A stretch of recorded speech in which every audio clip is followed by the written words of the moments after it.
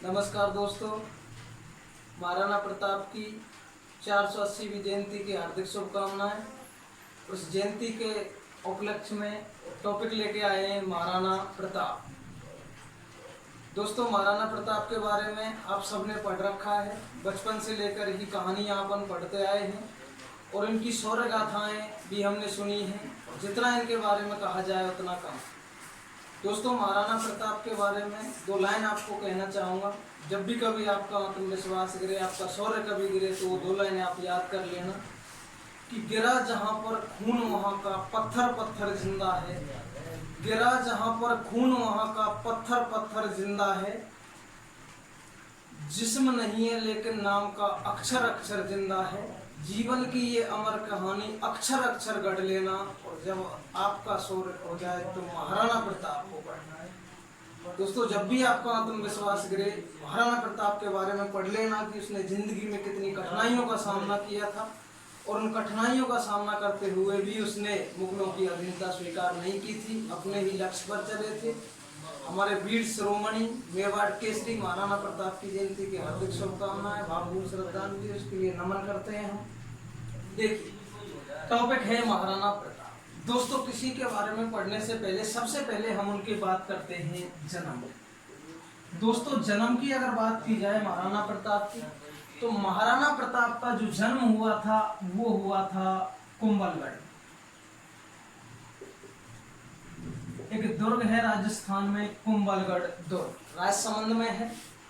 इस दुर्ग में भी एक दुर्ग है जिसका नाम है कटारगढ़ दुर्ग, जिसको कहते हैं दुर्ग के अंदर दुर्ग या मेवाड़ की आंख कहलाता है। कौन सा दुर्ग? कटारगढ़ दुर्ग। इस दुर्ग में एक महल है जिसका नाम है बादल महल, और इस बादल महल में एक कचहरी पड़ती है जिसका नाम है जूनी कचहरी। यहां जन्म हुआ था महाराणा प्रताप का, और जन्म हुआ था 9 मई 1540। कब हुआ था दोस्तों? 9 मई 1540 को। हिंदू देवी देवताओं के विक्रम संवत कैलेंडर जो होता है, हिंदू जो देवी देवताओं के त्योहार पड़ते हैं, उसके अनुसार अगर देखा जाए तो इनका जन्म हुआ था ज्येष्ठ शुक्ल तृतीया, और उस दिन वार था रविवार। इस दिन हुआ था महाराणा प्रताप का जन्म। कहाँ हुआ था? कुंभलगढ़ दुर्ग में, कटारगढ़ दुर्ग के बादल महल की जूनी कचहरी में 9 मई 1540 को ज्येष्ठ शुक्ल तृतीया के दिन हुआ था। कब हुआ था? रविवार को हुआ। अगर बात की जाए दोस्तों, एक होता है विक्रम संवत, ये तो हमारी है ईसवी। विक्रम संवत की आप अगर बात करें तो विक्रम संवत में ईसवी में हम जोड़ देते हैं 57। तो जन्म अगर विक्रम संवत के अनुसार पूछा जाए तो दोस्तों हुआ था 1597 विक्रम संवत। ध्यान रखना, महाराणा प्रताप की मृत्यु भी 1597 में हुई थी। दोस्तों, ये क्वेश्चन बहुत ज्यादा गड़बड़ करता है। महाराणा प्रताप की मृत्यु कब हुई थी? 1597 ईस्वी में हुई थी, लेकिन जन्म भी 1597 विक्रम संवत में हुआ। ईस्वी की बात करें तो 1540 ईस्वी। अगर विक्रम संवत की बात करें जन्म की, तो विक्रम संवत में हम 57 और जोड़ देते हैं तो कितना हो गया? 1597 विक्रम संवत। तो 1597 के दो आंकड़े बनेंगे आपके। अगर जन्म की पूछे विक्रम संवत के अनुसार तो भी आंसर क्या होगा? 1597 विक्रम संवत को जन्म में। अगर बात करें मृत्यु की, तो मृत्यु भी कब हुई थी? 1597 में, लेकिन वो विक्रम संवत के अनुसार नहीं हुई थी।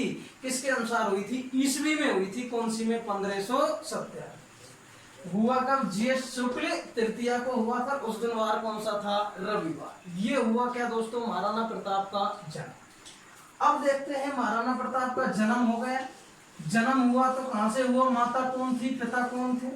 तो माता की अगर बात की जाए तो माता थी जयवंतावती।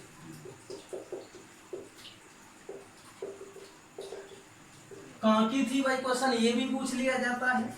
एक जिला पड़ता है पाली, उसके थे अखेराज सोनगरा, या सोनगरा चौहान थे।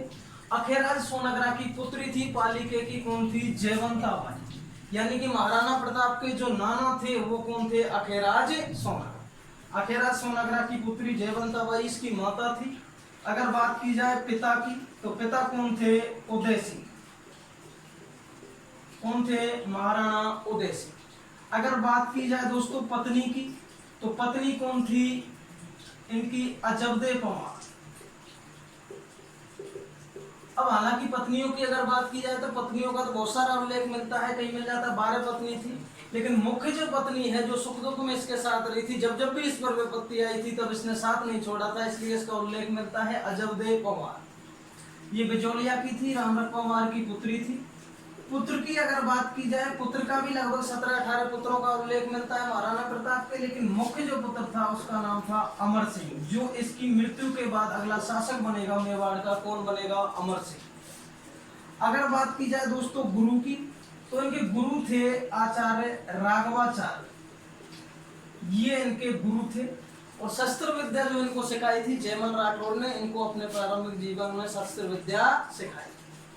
इनको तलवार जो बांधी थी एक व्यक्ति था जिसका नाम था रावत कृष्णदास। ये रावत कृष्णदास थे, चूड़ावत थे, और चूड़ावत सरदार इनका क्या करते थे? राज्याभिषेक करते। क्या करते थे? राज्याभिषेक।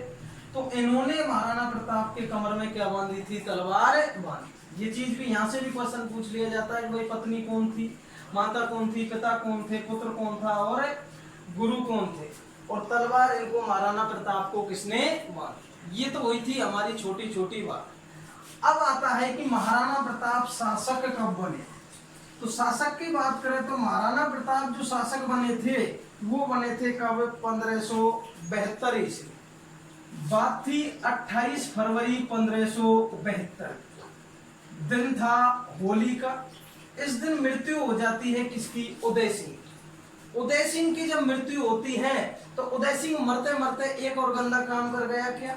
शासक बना गया किसको? अपने छोटे पुत्र जगमाल। उदय सिंह की एक पत्नी थी जिसका नाम था भटियाणी, धीरबाई जी थी, इतिहास में इसको भटियाणी के नाम से भी जाना गया है। वो उनकी सबसे लास्ट में शादी हुई थी, थोड़ा स्नेह उससे ज्यादा था, इसलिए उसके दबाव में आके शासक किसको बना गए? जगमाल। जब 28 फरवरी 1572 को अंतिम संस्कार किया जा रहा था उदय सिंह का, तो उस समय जो शासक बनता है वो अंतिम संस्कार में नहीं जाता था, तो महाराणा प्रताप वहां उपस्थित थे और कुंवर जगमाल वहां उपस्थित नहीं थे। तब वहां जाके किसी सामंतों ने पूछ लिया भाई कुंवर जगमाल क्यों नहीं आए। जब वहां जाके देखा तो कुंवर जगमाल अपना राज्याभिषेक का प्रोग्राम बना रहे थे कि अगला शासक मैं बनूंगा, पिताजी कह के गए। तब जाके मेवाड़ के सामंत वहां गए, ये रावत कृष्णदास गए और शासक हटाया गद्दी से। किसको? किसको हटाया? जगमाल को, और राज्याभिषेक कर दिया 28 फरवरी 1572 को। किसको? महाराणा प्रताप। तो 28 फरवरी 1572 को महाराणा प्रताप क्या बन गए थे भाई? क्या बने थे? शासक बने। देखो 1540 में इनका जन्म हुआ था, 1572 ईस्वी में ये शासक बने थे, और 1597 ईस्वी में इनकी क्या हो गई थी? मृत्यु हो गई। दोस्तों क्वेश्चन पूछा जाता है कि जन्म कब हुआ था, ये भी आपको पता होना चाहिए। 1540 में। राज्याभिषेक कब हुआ? 1572 में। मृत्यु कब हुई थी? 1597 ईस्वी। दोस्तों क्वेश्चन ये भी पूछा जाता है कि जब ये शासक बने थे तब इनकी उम्र कितनी थी? तो 72 में से 40 घटाएंगे तो कितने वर्ष के थे उस समय? 32 वर्ष के थे। कितने वर्ष के थे दोस्तों? 32। शासन कितने वर्ष तक इन्होंने किया था? 72 से लेकर 97 तक इन्होंने शासन किया था, तो 25 वर्ष इन्होंने क्या किया था? शासन किया। कितने वर्ष किया था? 25। तो ध्यान रख लेना, शासक बने कितने वर्ष की आयु में? 32 वर्ष की आयु में। इन्होंने शासन किया कितने साल था? लगभग 25 साल इन्होंने शासन किया। ये भी पूछा जाता है। आपको डेट ये भी पता होना चाहिए जन्म की, उसके बाद शासक बनने की और मृत्यु की, प्लस में कितने वर्ष की उम्र में शासक बने थे, कितने वर्ष तक शासन किया था। सारी चीज एग्जाम में महाराणा प्रताप से संबंधित पूछी जाती। अब शासक बन गए, शासक बनने के बाद समस्या क्या आती है? उधर वहां शासन कर रहा था दिल्ली में, कौन कर रहा था? अकबर। मुगल शासक था कौन? अकबर। और अकबर ने आक्रमण किया था चित्तौड़गढ़ पर। कब किया था? 1567-68 ईस्वी में। उस समय उदय सिंह चित्तौड़गढ़ को हार गए थे। चित्तौड़गढ़ पर कब्जा किसका हो गया था? किसका हो गया था भाई? मुगल शासक। यहां रियासत पड़ती है कौन सी? उदयपुर रियासत। कौन सी रियासत है? उदयपुर। यहाँ मेवाड़ है, मेवाड़ का शासन कौन कर रहे थे? महाराणा प्रताप। लेकिन मेवाड़ का पूरे हिस्से पर शासन नहीं कर रहे थे, क्योंकि यहाँ जो क्षेत्र था चित्तौड़गढ़ वाला, उस क्षेत्र को तो अकबर जीत चुका था। वो किसके हाथ में था? अकबर के हाथ में था। अर्थात आधे मेवाड़ पर उस समय शासन कर रहे थे कौन? महाराणा प्रताप। शासक बनने के बाद यहाँ दिल्ली है, और दिल्ली में शासक कौन कर रहा था भाई? अकबर कर रहा था। कौन कर रहा था? अकबर।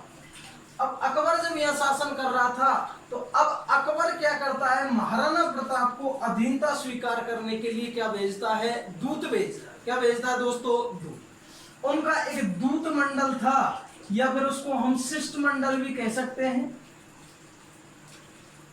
वो भेजा था महाराणा प्रताप को अधीनता स्वीकार करने के लिए। किसने? अकबर। इसमें 4 दूत गए थे महाराणा प्रताप को समझाने के लिए, अकबर ने भेजे थे। उन्होंने काफी प्रयास किए थे अधीनता स्वीकार करने के लिए, लेकिन महाराणा प्रताप ने अधीनता स्वीकार नहीं की। कौन कौन से थे? क्रम पूछा जाता है उसका। क्रम क्या है दोस्तों? जे, एम, बी और जे से हो गया जलाल खां, एम से हो गया मान सिंह, बी से हो गया भगवंत दास, मान सिंह के पिताजी थे, और टी से हो गया कौन? टोडरमल। ये 4 क्या भेजे थे? दूत भेजे थे महाराणा प्रताप को समझाने के। लेकिन महाराणा प्रताप का किसी का भी अपमान करना महाराणा प्रताप का कोई उद्देश्य नहीं था। क्यों नहीं था दोस्तों? महाराणा प्रताप शासक बना था। अब इनको भी इतना लंबा एक्सपीरियंस तो युद्ध करने का था नहीं, तो इन्होंने भी सोचा कि 2-4 साल शासन किया जाए, उसके बाद अपनी सैनिक शक्ति भी मजबूत की जाए। क्यों? क्योंकि 1527 में युद्ध हुआ था कौन सा? खानवा। उसके बाद 1534-35 ईस्वी में युद्ध हुआ कौन सा? चित्तौड़गढ़ में। दूसरा साका हुआ था रानी कर्मावती के शासनकाल में, टाइम में हुआ था, जब कर्मावती ने हुमायूं को राखी भेजी थी। और उसके बाद 1567-68 में आक्रमण किया था, जब चित्तौड़गढ़ का तीसरा साका हुआ था। आक्रमण किया था किसने? अकबर। यहाँ सैन्य शक्ति कमजोर हो चुकी थी किसकी? मेवाड़ की। अब सैन्य शक्ति भी इसको विकसित करनी थी, तो इसने जलाल खां आया। जलाल खां का इसने कोई अपमान नहीं किया, जलाल खां को वापस भेज दिया कि भाई जलाल खां हम अधीनता स्वीकार नहीं कर सकते। उसके बाद भेजा किसको? मान सिंह को। जलाल खां को भेजा था 1572 में, और ये तीनों जो दूत आए थे वो आए 1573। मान सिंह को भेजा। मान सिंह और महाराणा प्रताप की जो मुलाकात हुई थी वो एक झील के पाल पर हुई थी, जिसका नाम है उदय सागर झील। वेरी इंपॉर्टेंट है, एग्जाम में क्वेश्चन पूछा जाता है कि महाराणा प्रताप और मान सिंह की मुलाकात कौन सी झील के किनारे हुई थी? उदय सागर झील के किनारे हुई थी। वैसे ये क्वेश्चन दोस्तों विवादास्पद क्वेश्चन है। या कुछ इतिहासकार कहते हैं कि इनकी मुलाकात कहाँ हुई थी? पिछोला झील के किनारे हुई। कर्नल जेम्स टॉड कहता है इनकी मुलाकात कहाँ हुई थी? गोगुंदा में हुई। लेकिन राजरत्नाकर ग्रंथ है और जो सरकारी किताब चलती है, सरकारी जो आंकड़े हैं, उन्होंने माना है उदय सागर झील की पाल पर इनकी मुलाकात हुई। दोस्तों मानसिंह जब आया तो मानसिंह के लिए शाम को डिनर का आयोजन करवाया गया, और डिनर पर मानसिंह जब खाना खा रहे थे तब महाराणा प्रताप ने भेज दिया अपने पुत्र किसको? अमर सिंह। अमर सिंह गया। अब जैसे ही खाना खाने लगे कौन? मानसिंह। मानसिंह ने पूछा भाई आपके पिताजी क्यों नहीं आए? तो इस अमर सिंह ने कह दिया कि पिताजी का स्वास्थ्य ठीक नहीं है, उनका सर दर्द हो रहा है, इसलिए वो नहीं आए। तो बीच में ही खाना छोड़ दिया किसने? मानसिंह ने। और मानसिंह ने कह दिया कि अब की बार मैं तभी आऊंगा जब आपके पिताजी के सर दर्द की दवा लेकर वहीं एक सरदार खड़ा था, उस सरदार ने कह दिया कि भाई अब की बार जब तू आए तो साथ में तेरे फूफा अकबर को भी साथ ले आ। कुछ इतिहासकार बताते हैं कि महाराणा प्रताप वहीं पर्दे के पीछे खड़े थे। महाराणा प्रताप सामने आ गए। महाराणा प्रताप की और मानसिंह की बहस हो गई थी। महाराणा प्रताप ने कहा कि मानसिंह हम राजपूत हैं, हम रोटी और बेटी के टुकड़े नहीं करते हैं। आपने मुगलों का साथ दिया है, ये गलत है। उनसे वैवाहिक संबंध स्थापित किए हैं। ठीक है, आप अगर मुगलों के साथ हो तो ठीक है, हमारी आपसे कोई भाईचारे की नीति नहीं है, आप जा सकते हो, हमको अधीनता स्वीकार नहीं कर। मानसिंह जब चला गया, फिर उसका पिताजी आया भगवंत दास, इसका कहा भी नहीं माना। फिर लास्ट में टोडरमल को भेजा, उसका भी कहा नहीं माना। उसके बाद अकबर बिहार बंगाल के उस पर चला जाता है अभियान। उसके बाद दोबारा जब वहां से लौट के आता है तब महाराणा प्रताप को बंदी बनाने की योजना बनाता है कौन? अकबर। और महाराणा प्रताप को बंदी बनाने की जो योजना बनाई थी वो एक दुर्ग पड़ता है राजस्थान में, मैगजीन दुर्ग। ये अकबर का दौलत खाना भी कहलाता है, ये पड़ता है अजमेर। कहाँ पड़ता है? अजमेर। हल्दी घाटी युद्ध का जो अंतिम प्रारूप जो तैयार किया था अकबर ने, वो कहाँ तैयार किया था? मैगजीन दुर्ग में किया। जबकि महाराणा प्रताप की ओर से हल्दी घाटी युद्ध का जो अंतिम प्रारूप तैयार किया गया था वो किया गया था कहाँ? कुंभलगढ़ में किया गया। कहाँ किया गया था दोस्तों? कुंभलगढ़। अब यहाँ क्या करता है? ये अंतिम प्रारूप तैयार करता है मैगजीन दुर्ग में। कौन करता है भाई? अकबर। देखो 1571 में अकबर ने राजधानी बनाई थी किसको? फतेहपुर सीकरी। किसको बनाया था दोस्तों? फतेहपुर सीकरी।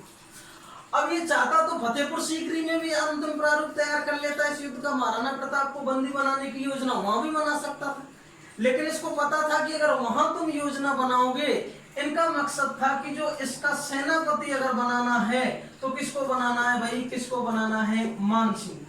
अगर ये फतेहपुर सीकरी में अगर रणनीति बनाते तो मानसिंह को सेनापति मुगले नहीं बनने देते, इसका विरोध करते। इसलिए इसका प्रारूप कहाँ तैयार किया था? मैगजीन दुर्ग में तैयार किया। इसने एक थोड़ी सी चाल खेली थी कि ये राजपूत है, हमारी सेना में जो राजपूत हैं वो किसका साथ देंगे? मानसिंह का देंगे। मानसिंह अगर सेनापति है तो वो अच्छे से युद्ध लड़ सकेंगे। इन्होंने ये थोड़ा सा अपना स्वार्थ देखा और साथ सेनापति किसको बना दिया? मानसिंह। यहां से मानसिंह सेना लेकर निकला और कहां पहुंच गया? मांडलगढ़ भीलवाड़ा। कहां पहुंच गया दोस्तों? मांडलगढ़ भीलवाड़ा। और मांडलगढ़ भीलवाड़ा में लगभग 2 महीने तक पड़ाव रखा था। किसने रखा था? इस मानसिंह ने। लगभग अप्रैल में पहुंच गया था, अप्रैल और मई में लगभग वहीं पड़ाव रखा था। इधर यहां से कुंभलगढ़ से चलता है महाराणा प्रताप और कहां पहुंच जाता है? गोगुंदा। कहां पहुंच जाता है दोस्तों? गोगुंदा। अब महाराणा प्रताप आक्रमण करना चाहता था किस पर? मानसिंह पर, लेकिन यहाँ सामंतों ने महाराणा प्रताप से मना किया कि भाई मांडलगढ़ में हमारे लिए उचित नहीं है, क्योंकि मांडलगढ़ से मैगजीन दुर्ग भी क्या पड़ता है? नजदीक। अगर कोई ऐसी बात हुई तो यहाँ और अतिरिक्त सेना भी ये बुला सकते हैं, इसलिए इनको ही आने दो। मानसिंह 2 महीने तक यहाँ रहा। 2 महीने बाद भी जब महाराणा प्रताप की कोई रिएक्शन नहीं हुई तो फिर मानसिंह आ गया था कहाँ आ गया था? खमनौर। राजसमंद में एक स्थान पड़ता है खमनौर। अब आ गया कहाँ? खमनौर मानसिंह, और इधर से गोगुंदा पहुंच गया था कौन? महाराणा प्रताप। दोनों की सेना यहाँ भिड़ी थी। दोनों इन क्षेत्रों के मध्य एक स्थान पड़ता है जिसको नाम दिया गया क्या? हल्दी घाटी। क्या नाम दिया गया दोस्तों? हल्दी घाटी। देखो यहाँ स्थान हो गया कौन सा? गोगुंदा। और यहाँ हो गया कौन सा? खमनौर। यहां बीच में एक तंग घाटी पड़ती है जिसका नाम है हल्दी घाटी। दोस्तों इस घाटी को हल्दी घाटी नाम क्यों दिया गया? यहां जो मिट्टी पाई जाती है हल्दी जैसी पीली मिट्टी पाई जाने के कारण इसको नाम क्या दिया गया?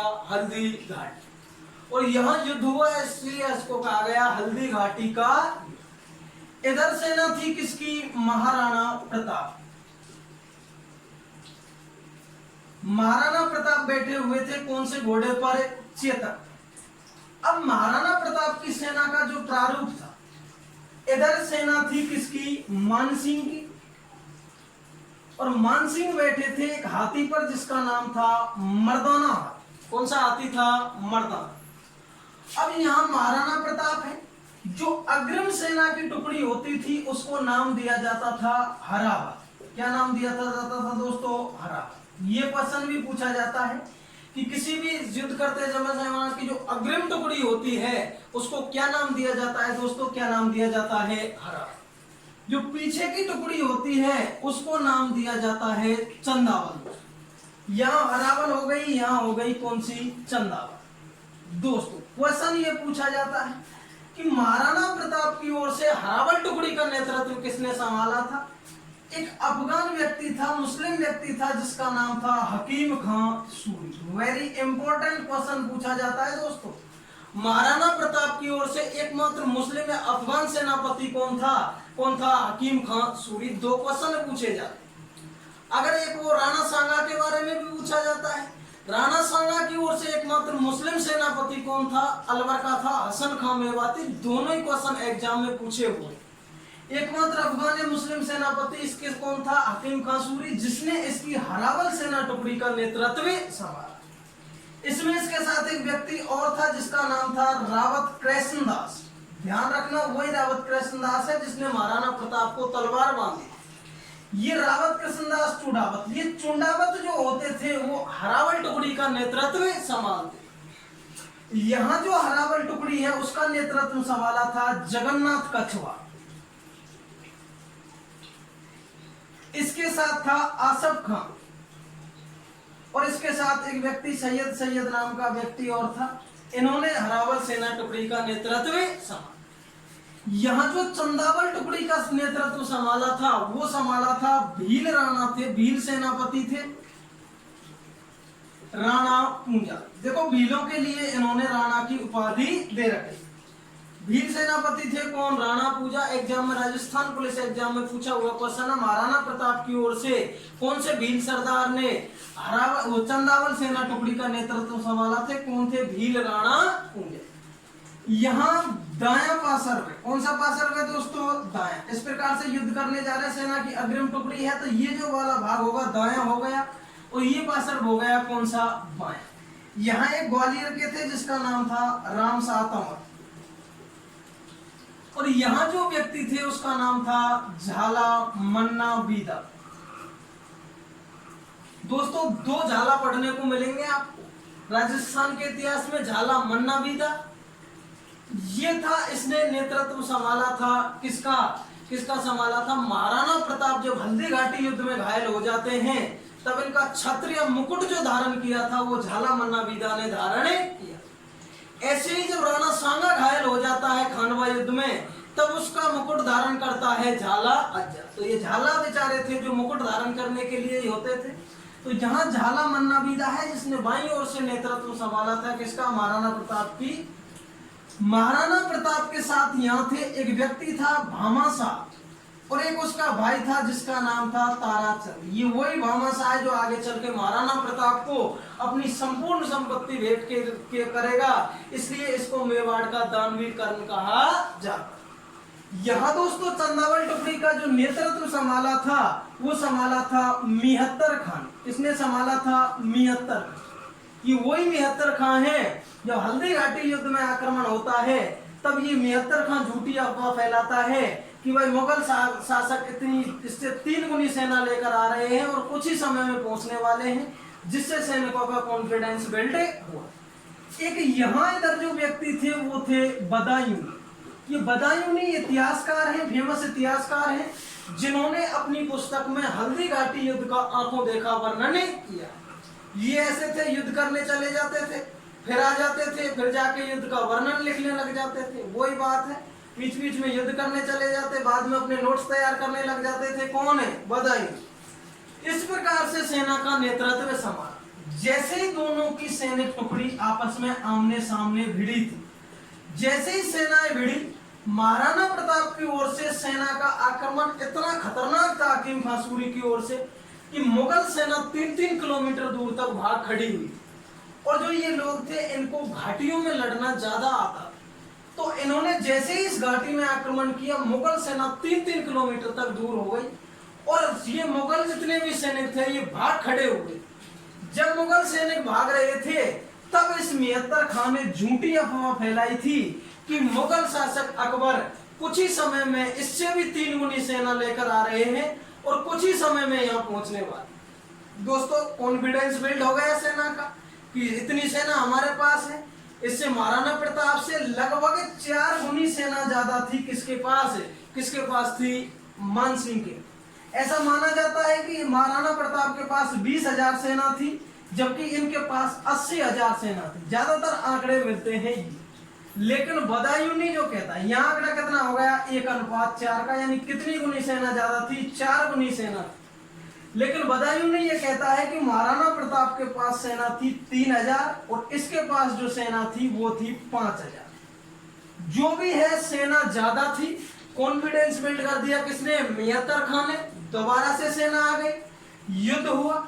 युद्ध में महाराणा प्रताप का लक्ष्य था कौन? मानसिंह को पकड़, क्योंकि सेनापति अगर मारा जाता है तो सेना भाग खड़ी होती है और इस युद्ध को जीत जाते हैं कौन? महाराणा प्रताप।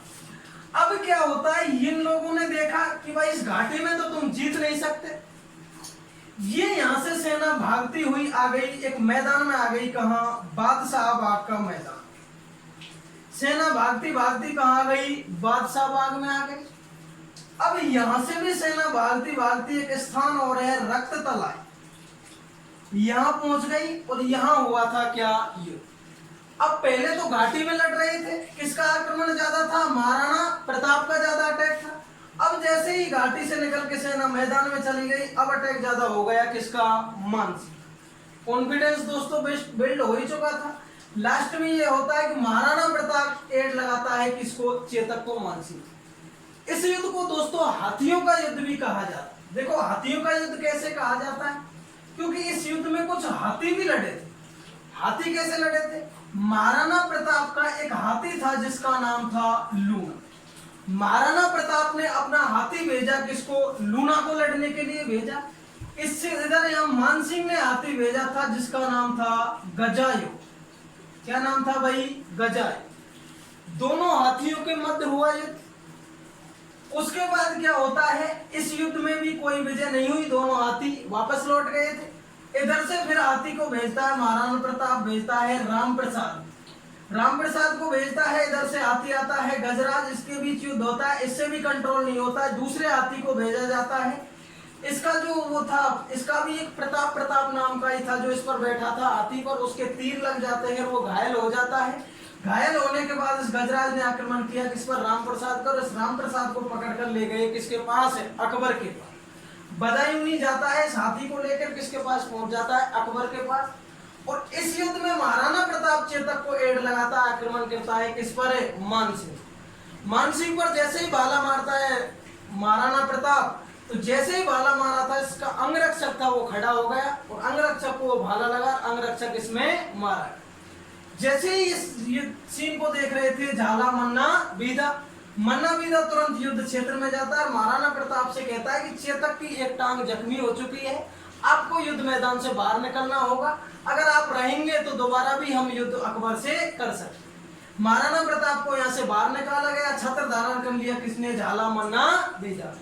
अब झाला मन्ना बीदा ने छत्र धारण कर लिया, मुगलों ने आक्रमण किया झाला मन्ना बीदा पर, झाला मन्ना बीदा मारा। महाराणा प्रताप जब युद्ध मैदान से निकल रहे थे तो दो मुगल सैनिक इसके पीछे लग गए थे। इस बात का पता चलता है इनके भाई शक्ति सिंह को, जो अकबर की ओर से लड़ रहे। शक्ति सिंह पीछे पीछे जाता है और आक्रमण करता है किस पर करता है भाई, इस पर मुगल सैनिकों को मार देता है। यहाँ जाके महाराणा प्रताप का जो चेतक है, चेतक यहाँ जैसे ही नाले को कूदता है चेतक मारा जाता है। और हल्दी घाटी के निकट ही एक बलीचा गांव है, वहां चेतक का स्मारक बना हुआ। अब महाराणा प्रताप को वहां से सुरक्षित निकालता है कौन, शक्ति सिंह। उसके बाद महाराणा प्रताप जाते हैं, कोलियारी गांव पड़ता है उदयपुर में, जहां महाराणा प्रताप के घायल सैनिकों का इलाज होता था। ये भी क्वेश्चन पूछा जाता है कि महाराणा प्रताप के घायल सैनिकों का इलाज कहाँ होता था, कोलियारी गांव उदयपुर। वहां महाराणा प्रताप गए। महाराणा प्रताप अपनी जीत मान रहे थे, मानसिंह अपनी जीत मान रहा। लेकिन इस युद्ध को माना गया अनिर्णायक युद्ध, क्योंकि इस युद्ध में ना तो महाराणा प्रताप को ये मार सके और ना इसको बंदी बना सके। अब इसको कोई सा भी अभियान इनका सफल नहीं हुआ, तो इसको कर दिया गोपीनाथ शर्मा ने अनिर्णायक युद्ध घोषित कर दिया। अब अनिर्णायक युद्ध जब इसको घोषित कर दिया तो इसका कोई निर्णय नहीं आया। लेकिन वर्तमान में जो एनसीईआरटी का जो सिलेबस आया है, उस एनसीईआरटी ने इसको माना है निर्णायक युद्ध। और उन्होंने कहा है कि इस युद्ध में महाराणा प्रताप की क्या हुई थी भाई, विजय हुई। तो इस युद्ध में अब विजय किसकी हो गई भाई, महाराणा प्रताप की। और इस युद्ध को क्या कर दिया है, निर्णायक युद्ध घोषित कर दिया है, जिसमें विजय किसकी हुई थी, महाराणा प्रताप की हुई। इस युद्ध को अलग अलग नाम दिए। इसको कहा गया गोगुंदा का युद्ध, बदायूं भी कहता है। अबुल फजल कहता है कि ये खमनौर क्षेत्र में हुआ था, खमनौर का युद्ध है। कर्नल जेम्स टोड कहता है कि भाई ये तो मेवाड़ की थर्मोपोली है। क्या है, मेवाड़ की थर्मोपोली। आदर्शीलाल वास्तव कहता है कि ये बादशाह बाग का युद्ध है, भाई वहां हुआ था। कुछ इतिहासकार कहते हैं कि ये हाथियों का युद्ध था, कुछ कहते हैं हाथियों का युद्ध था, कुछ कहते हैं गोपीनाथ शर्मा ने कहा कि अनिर्णायक युद्ध है। और लास्ट में एनसीईआरटी ने इसको क्या मान लिया, निर्णायक युद्ध। और जिसमें विजय किसकी हुई थी, महाराणा प्रताप की विजय। उसके बाद महाराणा प्रताप कहाँ जाते हैं, कुंभलगढ़ को अपना केंद्र बनाते हैं।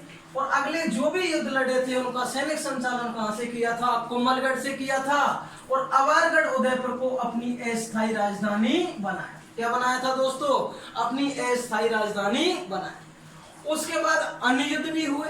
फिर स्वयं अकबर आएगा, नवंबर 1576 में स्वयं आक्रमण करेगा। कौन? अकबर। वो अब बचे हुए जो युद्ध हैं वो दूसरे पार्ट में पढ़ेंगे अपन। दोस्तों वीडियो अगर अच्छी लगी हो तो इसको लाइक करें, कमेंट बॉक्स में हमको अपनी राय दर्ज करें और हमारे चैनल को सब्सक्राइब करें, ज्यादा से ज्यादा लोगों में शेयर करें। नमस्कार।